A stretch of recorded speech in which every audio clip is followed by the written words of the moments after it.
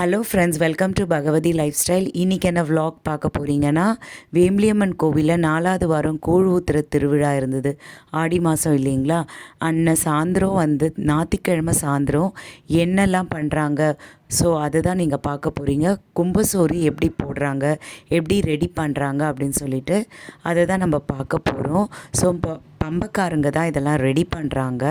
ஆக்சுவலாக அவங்க எப்படி ரெடி பண்ணுறாங்கன்னா, மல்லு துணி கீழே போட்டுட்டு ஒரு 4 தலைவாழை இலை போட்டு அது மேலே தான் இந்த சாதம் அண்டு குழம்பு, லைக் மட்டன் குழம்பு, சிக்கன் குழம்பு, முட்டை, மீன் குழம்பு, மீன் வறுவல், சிக்கன் 65, கொழக்கட்டை, எலுமிச்சப்பழம் இதெல்லாம் போடுவாங்க.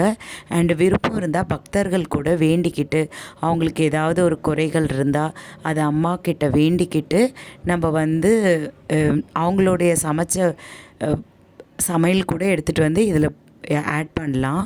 லைக் எங்கள் சித்தி கூட சிக்கன் 65 இதெல்லாம் எடுத்துகிட்டு சிக்கன் 65 அப்புறம் முட்டை இதெல்லாம் அவங்க வேண்டிக்கிட்டு அவங்களுமே ஆட் பண்ணாங்க. ஸோ நம்மளும் அந்த மாதிரி நம்ம தேவைகள் ஏதாவது பூர்த்தி ஆகலை, நம்ம அதை வேண்டிக்கிட்டோன்னா கண்டிப்பாக வேம்பிலியம்மன் கண்டிப்பாக நமக்கு செய்வாங்க. ஸோ அந்த மாதிரி நிறைய பேர் எல்லா வருஷமும் கோவில்காரங்க மட்டும் இல்லாமல் எல்லாருமே விருப்பம் இருந்தால் எல்லாருமே அதில் சமையல் பண்ணி அந்த சமைச்சதை எடுத்துகிட்டு நம்ம கோவிலில் கொடுக்கலாம். அவங்க பக்தர்கள் கொடுக்குற அந்த சமையலை பம்பக்காரங்க அதில் சேர்த்துருவாங்க. ஸோ இதுதான் வழக்கம். ஸோ ஃபஸ்ட்டு அந்த இதெல்லாம் ரெடி பண்ணிக்கிட்டு சாப்பாடு கும்பசோறெல்லாம் ரெடி பண்ணிக்கிட்ட உடனே அம்மாவை வர்ணிப்பாங்க. வேம்பிலியம்மனை பம்பக்காரங்க வர்ணிப்பாங்க. ஸோ வர்ணித்த உடனே சில பேருக்கு சாமியெல்லாம் வரும். ஸோ அருள்வாக்கெல்லாம் சொல்லுவாங்க. அது மட்டும் இல்லாமல் இப்போ நிறைய பேர் குறைகளோடு இருக்கிறாங்க இல்லைங்களா? ஸோ அவங்க ஏதாவது கேட்டாங்கன்னா கூட அவங்க அருள்வாக்கு சொல்லுவாங்க.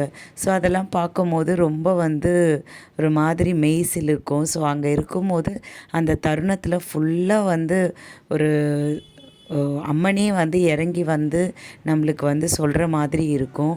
பார்க்குறதுக்கே ரொம்ப அற்புதமாக இருக்கும், ஒரு மங்களகரமாக இருக்கும். ஃபுல்லாக ஒவ்வொருத்தர் அவங்க ஆவேசத்தில் ஆடும்போது ஒவ்வொருத்தர் அவங்களே ரொம்ப பொறுமையாக நின்று நிதானமாக கவனிச்சிட்ருப்பாங்க ஆக்சுவலாக.